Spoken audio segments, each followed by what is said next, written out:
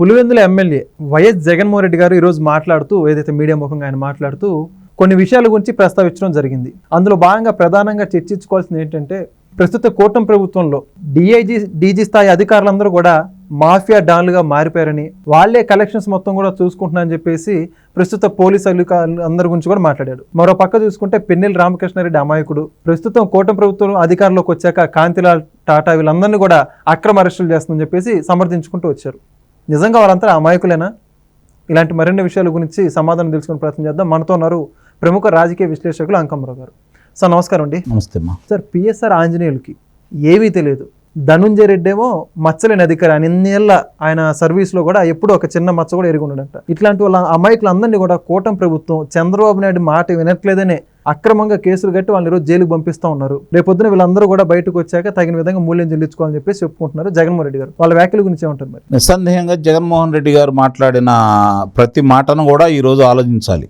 Okay sir, అందులో అనుమానమే లేదు. పిన్నెల్లి రామకృష్ణారెడ్డి అమాయకుడు, అడ్డిపండు నోట్లో పెడితే కొరకలేని వ్యక్తి, మచ్చలేని వాడు, పరుష పదజాలం వాడని వాడు, ఈవీఎంలు మాత్రం పగలగొట్టగలడు. డీజీపీ కావాల్సినటువంటి పిఎస్ఆర్ ఆంజనేయులు జగన్మోహన్ రెడ్డి కోసం, జగన్మోహన్ రెడ్డి స్నేహితుడి కోసం కాదంబరి జత్వానిని తీసుకొని, వాళ్ళ కుటుంబ సభ్యులను తీసుకొని న్యాయస్థానం ముందు పెట్టకుండా 40 రోజులు హింసించగలడు. కాబట్టి ఆయన అమాయకుడు. ఇవన్నీ చేశాడు కాబట్టి అమాయకుడు. కాంతిరాణి తాటా కూడా మరి దాంట్లో వాడే కదా, ఇతను చెప్తే ఆయన అమలు చేశాడు కదా.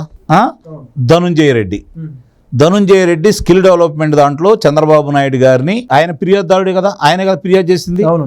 2,13,000 మందికి తర్ఫీదు ఇస్తే 70 నుంచి 72,000 మంది ఈరోజు ఉన్నత ఉద్యోగాలు చేసుకుంటా ఉంటే దాంట్లో మోసం జరిగిందని చెప్పని గుజరాత్ చెల్లించేదానికంటే తక్కువగా చెల్లించేసి ఇక్కడ ప్రభుత్వం దానికి తర్ఫీదు ఇచ్చేసి అంతమందికి గుజరాత్లో వాళ్ళకంటే ఎక్కువ మందికి ఉద్యోగ కల్పన జరిగే విధంగా చేస్తే, అది ఆయన పర్యవేక్షణలో జరిగితే అధికారులు గుజరాత్లోకి వెళ్ళి ఎలా జరుగుతుందని చెప్పి చూసి వచ్చిన తర్వాత ఇక్కడ ప్రారంభిస్తే అందుట్లో మోసం జరిగిందని చెప్పినటువంటి నిజాయితీపరుడు ధనుంజయ రెడ్డి. అలాగే బాలాజీ గోవిందప్ప, వాళ్ళకు సంబంధించినటువంటి భారతీయ సిమెంట్ కావచ్చు, లేకపోతే మిగిలిన విషయాలు కావచ్చు, సాక్షి దినపత్రిక కావచ్చు, సాక్షి ప్రసార మాధ్యమం కావచ్చు, వాటికి సంబంధించినటువంటి లావాదేవీల గురించి, అలాగే జగన్మోహన్ రెడ్డికి మద్యం కుంభకోణంలో వచ్చిన దాని గురించి ఎక్కడ ఎలా పంపించాలని చెప్పని భావించినటువంటి బాలాజీ గోవిందప్ప చాలా మంచివాడు, చాలా అంటే చాలా మంచివాడు, అమాయకుడు. అది ఇప్పుడు జగన్మోహన్ రెడ్డి గారు చెప్పాలనుకుంటున్నాడు. ఇక్కడ జరుగుతున్న విషయాలన్నీ కూడా రాష్ట్రంలో ఒక్కొక్క విషయం. నందిగం సురేష్ ఆ రోజు అమరావతిలో తోటలు తగలబెట్టారని అభియోగం అతని మీద. మొన్న కృష్ణానది మీద అంత వరద వస్తే ఆ కృష్ణానది ప్రకాశం బ్యారేజీకి ఉన్నటువంటి తలుపుల్ని పగలగొట్టించే విధంగా పడవలను వదిలేడన్న అభియోగం కూడా ఉంది అతని మీద. ఆయన అమాయకుడు. ఎందుకంటే ఆయన ప్రారంభం ఏంటి, రాజకీయ జీవితం ముందు ఈరోజు ఆయనకున్న ఆస్తుల విలువలు ఏంటి, ఏవి వ్యాపారం చేశాడు, లేకపోతే ప్రతి నెల ఎన్ని వేల కోట్ల రూపాయలు ఇస్తుంటే ఆయన ఈ పరిస్థితిలో ఉన్నాడు.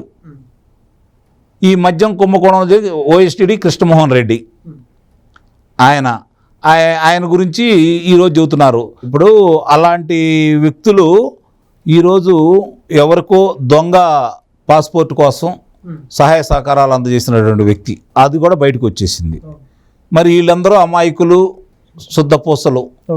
ఈరోజు ఇవన్నీ మాట్లాడుతూ గుడివాడ అంటే కృష్ణా జిల్లా ఎవరైతే జిల్లా పరిషత్ అధ్యక్షురాలు గారు ఉన్నారో హారిక గారు, ఆమె గురించి మాట్లాడుతూ అబల, మరి బలహీన వర్గాల మహిళ, ఈ విధంగా చేస్తారా? ఆమెను మహానటి అంటారా?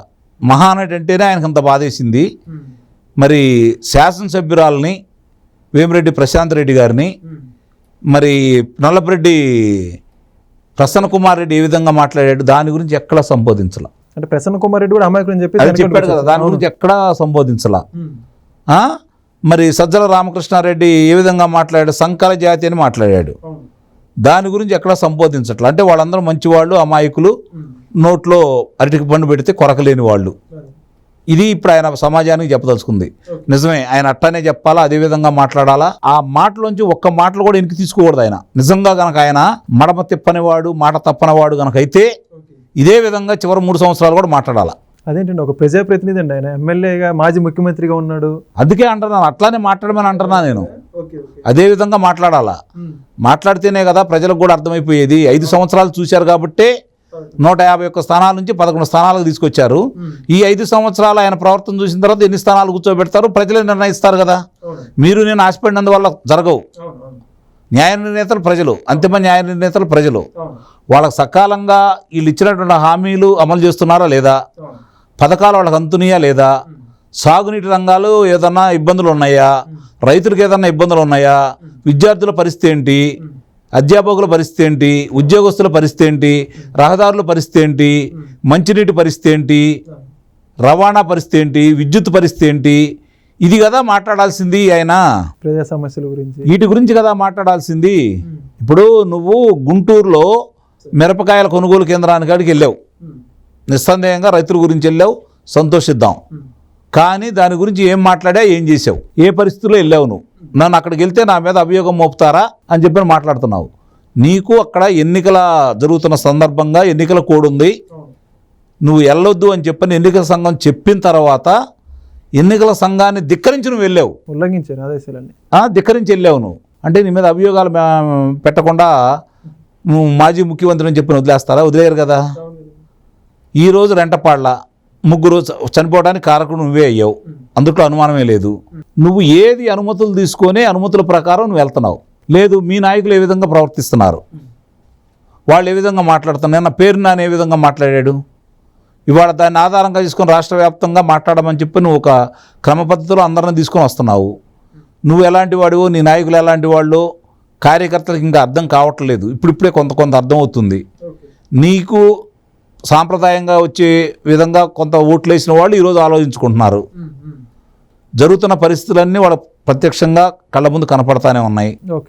ఏ ప్రభుత్వం ఎలా ఉంది, స్వతంత్రం గురించి మాట్లాడుతున్నావు, నిర్బంధం గురించి మాట్లాడుతున్నావు, ఆ రోజు స్వేచ్ఛగా తిరగనిచ్చానని మాట్లాడుతున్నావు.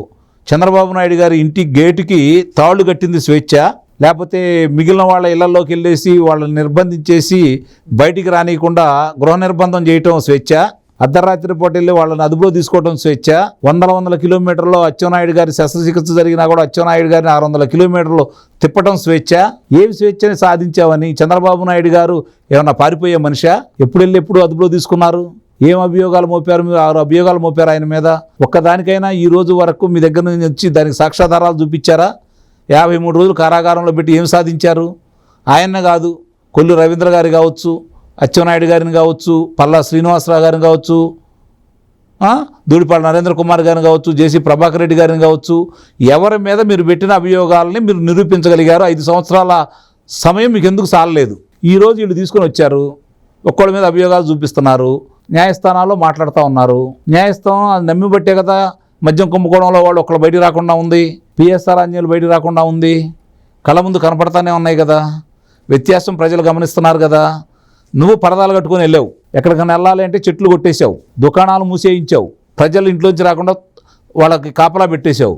ఈరోజు స్వేచ్ఛగా నువ్వు వెళ్తున్నావు. అదే ఈరోజు ఆంధ్ర రాష్ట్రంలో ఉంది. నీకే స్వేచ్ఛ ఉంది, ఆ రోజు చంద్రబాబు నాయుడు గారికి స్వేచ్ఛ లేదు. ఇవన్నీ ప్రజలు గమనిస్తున్నారు. అన్ని విషయాలు కూడా న్యాయ నిర్ణేతలు వాళ్లే కాబట్టి ఈ కూటమి ప్రభుత్వం తప్పు చేస్తే దాన్ని భుజానేసుకోరు.